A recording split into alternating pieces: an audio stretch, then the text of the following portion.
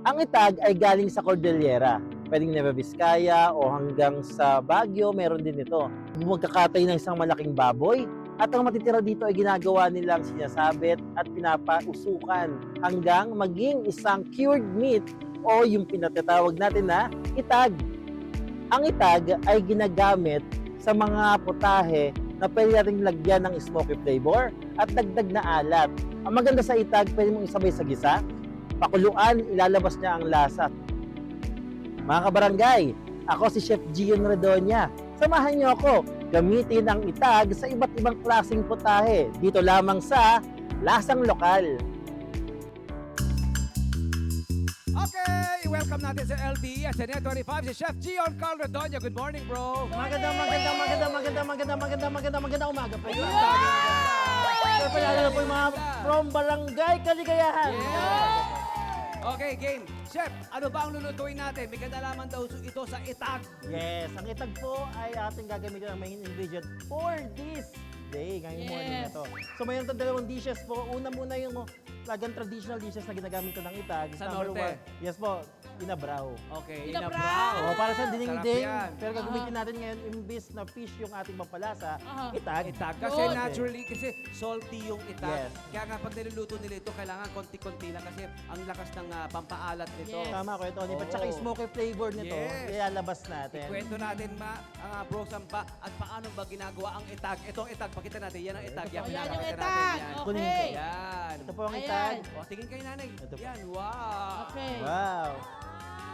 So ang itag po ay from Cordillera or Mountain Province. Yes. So ito po ay ginagawa, siyempre sa celebration po doon, like sa Nueva Vizcaya ko po ito binili. Sa Nueva Vizcaya po, they have 18 ethnic groups. Gusto sabihin, 18 na indigenous people meron po tayo. Na may doon. kanya-kanyang version ng Yes, po, iba't pagluluto. ibang klase. Pag-cure. Oo. Pero isa-isa yung kanilang, pag may celebration, nagkakatay ng isang malaking baboy, Oo. kakat nila into pieces, Pagkahatian. and paghahatian kasi parang wat-wat ang tawag nila, no? Wat-watan. Then pero pag may maritirang mga meats pa, ginagawa nilang itag to preserve and to cure meat. Oo. Wow. Ang ginagawa nila dyan, matagal nila, di ba, iaas Yes. na nila. Tapos kaya kanilang ipipreserve ito, isasabit nila, tapos merong hearth o kaya pugon o kaya Correct. apoy, di ba? Tapos papausukan lang yan, papausukan over days, di ba? Days, Maraming mga matagal. araw. Oo. Sun-dried and smoked. Sun-dried and Sun-dried smoked and siya. smoked siya. So two, Yun. Ang two ganda. methods. Ngayon kasi alam naman natin, i-google nyo mga kabarangay, di ba? Kung ano ang paraan talaga ng paggawa ng itag at paano ma-achieve yun. Pero ngayon meron na mas hygienic Yes, at mas hygienic, proper, sanitized, yes. sanitized na version. Opo. Vacuum pack na ito mga Vacuum ito, pack no? na ito and also smoke na lamang siya sa isang smoke machine. Yes. Pero yung iba, ang pagkakaalam ko, marami rin ako na ano ng pag-smoke, no? Ginagamit nila yung mga fruit-bearing trees Yes, na mga oaks nila. Yes, oo. Ayan. Alnos. Alnos, okay. Alnos tree, O no? yung kasi may masarap daw na Aromatic. aroma yun para Oo. sa karne. Yung iba naman, di ba, santol? Yes, Oh, yun, santol. santol. Meron pa gumagamit ng Santol. coconut tree na rin ngayon. Pwede Correct. mabango ba yun? Mabango Mabango rin siya. Oo. Ayan. Okay, nice. Okay, eto na. So, umpisahan na natin itong inabraw. Paano nga ba? Anong mga recipe ng inabraw natin? Sa inabraw po Or ano ba yung mga ingredients? I'm sorry. Ito na. Sa inabraw po natin, O, ito mga naman nanay, po, nod na, ang tatay. traditional inabraw talaga ay gumagamit ng iba't ibang gulay na available sa kanilang mga lugar. So this is mixed vegetables na papakuluan natin. Like this one, meron tayong talong, meron tayong kalabasa, meron tayong sitaw, meron tayong okra. Para rin siyang nasa pakbet dahil Yes. yun ang available ngayon sa atin. Pero we have dahon ng saluyot. Yes, ng nutritious. Okay. Dahon sa luyot. Aha. Pero ang kaibahan po sa inabraw po kasi, we have yung ginagamit natin fish sauce, ay bagoong or may fish na meat. Yes. Pero the twist na meron tayo dito, kapag meron ka ng itag kasi, powerful na siya eh. Powerful na siya, maalat na siya, and ma-occupy niya na yung lasa ng ating inabraw. Tama. Okay. Exciting, exciting. So, paano po lulutuin So, yung asahan ating nyo itong inabraw? gulay dish na to, medyo smoky. no? Smoky po. Smoky Alright. siya. O, paano Okay? lulutuin? Sabi niya, So unang-una po, we have water here na papainitin natin po muna siya, no? Siguro mga about 10 seconds na mainit na siya. Kaya saka natin ilalagay yung ating aromatics. Aromatics Ay, wala tong gisa. Wala Oh, pong mga gisa. nanay, walang From gisa water to. siya. Oh! from water. ibig sabihin ito, i-sweat natin siya, papalabasin natin yung lasa. ng Natural mga- oils, Yes, yeah. at number 1, ng aromatics natin like garlic. Garlic. Pangalawa po yung ating onion, na white Puting onion. Pwede ba daw ang pula? Tanong Pwede ni po, nanay, pwede. Pwede. Pwede. Tsaka napansin nyo, yung bawang niya ay diniktik niya lang, Yes, hindi niya oh, minins. Kasi ang target natin dito, palabasin na yung lasa niya. Yes. Okay? Then, dito na po papasok yung ating itag na bits. Yeah. Itag na bits. Ngayon, habang umiinit siya, habang nasa tubig siya, automatic, lalabas yung kanyang lasa. Aha. At paglabas ng lasa niyan, the smoky flavor, yung parang pinausukan, yung alat, dyan naman gagaling. Yun! And later, after na lang, kapag nilagay natin yung mga gulay natin, Pagpalagay natin nag-passage of time na. okay, siguro mga naka 10 minutes na, Oo, kumukulo kumukulo siya. na. Yes, kumukulo So, na. unahin natin yung matitigas na gulay, yung matagal lutuin, katulad ng Kalabas! sabay-sabay tayo. 1, 2, 3, go! Okay, very good. Kalabasa, unahin po natin. And Sabi ang ni Mami, squash. Diyos ko, may naiwas sa gilid. Skuha! Pumpkin! Pumpkin. So, sabi nga po natin, ang kalabasa. Next naman po ay... Okay, lagay po natin ang sitaw. String beans. Sabi ni Sabi ni Mami, String beans. yes, why not? O next naman po yung ating Oh, okra. Ang sabi, ano yung Ano sa yung okra? isang okra? Lady finger. Nahirapan bigla.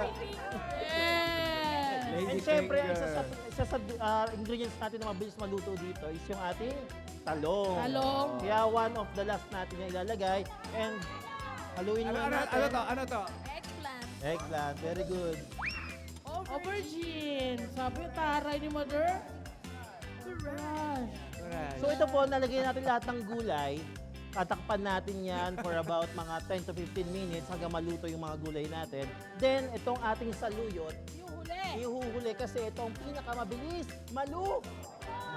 Kaya lagay natin siya kunwari, sabi nga ni Sir Tony Pet, with the passage of time, kunwari, lagay natin Kulong-kulo na yan. Naluto na lahat.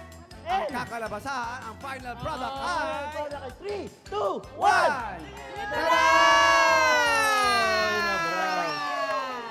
Tapos, saka lalagyan ng topping. Nasa inyo po. Nasa inyo na kung lalagyan or hindi. Nice! Okay. Susunod dyan ay may lulutuin pa sa atin. Nag-immerse ka raw sa Bulumundik ng Cordillera? Ano pa? Yes po, nag-immerse ako sa Cordillera Oo. kasi aminin ko po sa inyo, Kuya Tony, Peto and Ate Love, ako po ay, sabi nga ni Ate Love, pangalan niya, ako po ay naging lover boy. Wow! Nagka-girlfriend po ako. Ang girlfriend ko po ngayon ay from Nueva Vizcaya. At isa po siyang Nice! igurot na kalanguya and I'm very proud. Nice. At ang ginawa ko ay nag-immerse ako sa kanyang Inaral mo kultura. talaga yung kultura nila. Yes po, kaya inalam ko. Galing! Nung natikman ko ang itag, nakita ko, ay, gurot ka rin po. From Lamot Ipuga. Oh, from Wow. Lamot, talaga. Ay, saan? Lao. Wow! Oh. O yan nga po, dahil nga po nag-immerse ako doon, nalaman ko yung mga gamit nito and traditional na paggamit ng itag. Okay. Pero dahil alam ko na yung traditional, in-incorporate ko naman yung aking culinary background. Yes, okay. Kaya yung next dish natin, walang iba, kundi Pinoy style carbonara na itag ang O gagawin. yun! Ako, masarap Okay. yan. Masarap yan. Anong mga ingredients natin dyan? So kung carbonara, may itlog yan? Hindi, ito nga po sabi ko, Hindi, Pinoy style lang. Pinoy style lang. carbonara. Mabilis lang yung mga may all-purpose cream. Pero pinaghalo-halo ko na po lahat ngayon dito. Oo, So, complete. hindi ko na po siya, Haluin pa. hindi ko siya haluin pa. Pero, uy, Ay, thank you wow. po. Thank you. Napawisan na ako. Anong meron po dyan? Yan po yung ating all-purpose cream, yung Okay. ating evap. Uh-huh. Ay, thank you very much, Mami. God bless po. So meron tayo dito yung carbonara sauce natin na mixture na ng iba't iba nating dairy products. Meron Oh, tayo yan yung dyan. Pinoy style kasi. Oo, Pinoy Kung style walang yan. itlog yan, ang alam kasi natin carbonara, di ba? Yung may Ganyan. cream. Yan. Oh, Alfredo yan. Pwedeng Alfredo, Alfredo, very good sauce. po. Alright, game. Okay, So ayan ngayon, na. dahil Alfredo sauce nga, thank you very much for that, Sir Tony. No worries, yeah. Ngayon, meron tayo ditong kalan na nakabukas. Ngayon, i-render natin yung fat. When we say render, papalabasin natin yung taba na meron. Yung fat na merong content, yung ating itag. Walang mantika, papalabasin natin ang kanyang mantika. Ibig sabihin yan, Mami, ikaw nga magluto. Ikaw sumubukan. O, sige, try natin. Ikaw mag-assist. Dali. Try natin, si Ikaw Mami. mag-assist. Oh, yan. Oh. itagtag mo. Yan. Tag-tag mo. Itagtag mo. Pagkatapos Ayan. dyan, ano next natin, chef? Ang next po natin dyan ay lalagyan natin yung ating sauces. Oh, Ah, mami. sauce agad. Buhos natin. Ay, Kaya ano ba? muna, sibuyas Ay, muna. sibuyas na muna, sibuyas na Aromatics, konti lang po. Yan. Yay, Yan, nice. Okay, haluin mo natin. Alam mo Gawin daw, mo. habang pinapatagal mo tayo pagpapatuyo niyan, pagpapa-accure niyan, Yes. mas Mas nagiging maano. intense yung flavor Yes, daw, no? Yun. Para siyang Yun. nagiging dry aged na. Oo, tama. Oo, yung dry age na, Dry no? age Ng mga na. 28 days na Ngayon- tina-dry age. The longer the meat is cured and smoked or dried, the tastier it is. Sabi nga ng mga eksperto. Tama po. Ayan. Magkano ang itag ngayon? Itag po, Mga ito, nabili vacuum ko pack siya na to, di ba? kahapon is Oh. 350 per half Kilo? kilo. Half kilo na po, Half half kilo. kilo. Oo. Pero kasi yung half kilo na yun, sobrang dami Malayong nagagawa mararating doon. nun. Malayo Ate, na yun. sayang to, te. At saka hygienic siya, no? Vacuum pack na Vacuum sila. pack na siya and also smoke in a machine na po siya. Oh, yun. Saan siya nabibili? Mayroon na po sa Nueva Vizcaya along road going to Santiago, Isabela. Marami roon? Marami na po. Marami. Nakakatuwa. Condensed. Ang sarap. Okay, masarap po ba? Oh, Yes. ito na yung mga, oh, mga nanay. Mapanguraw eh, mapanguraw habang sa hinintay masarap natin daw yan. yung amoy. Oh, ito na mga bowl nanay. Tikman ng ating... Inabraw. Inabraw. Ito, kutsara. Tikman nyo yung inabraw. Yan, Kuha po kayo ng bowl. Yan. Kuha po kayo ng bowl. Ang bango!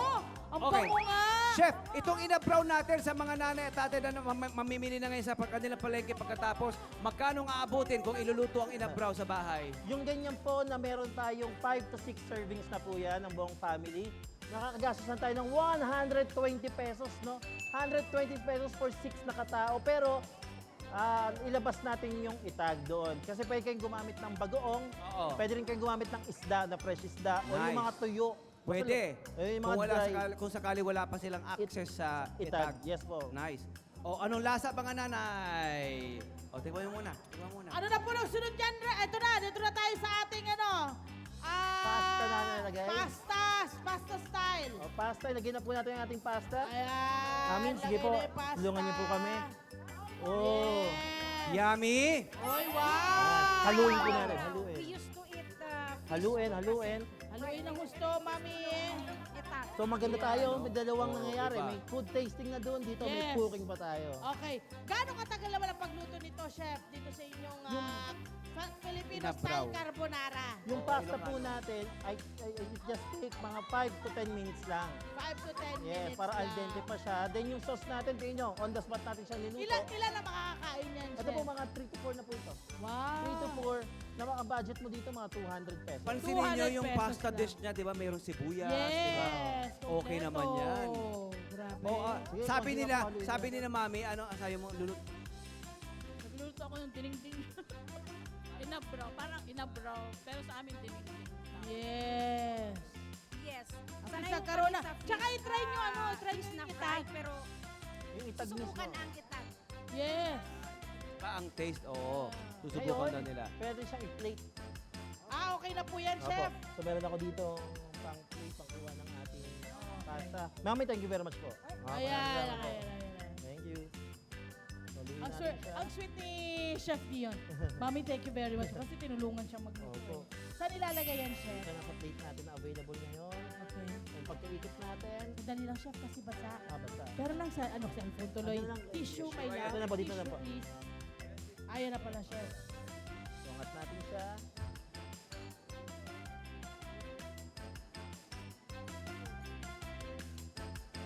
Then, yung ating cheese, meron tayong available cheese na dito ngayon.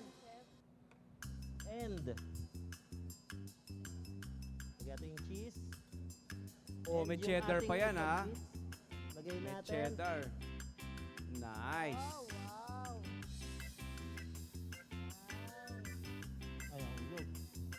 Meron tayong itag dito. Ilalagay natin for the final touch ang ating itag. And this is your itag carbonara. Yun! Pinoy style. Palapakan si Chef Gion!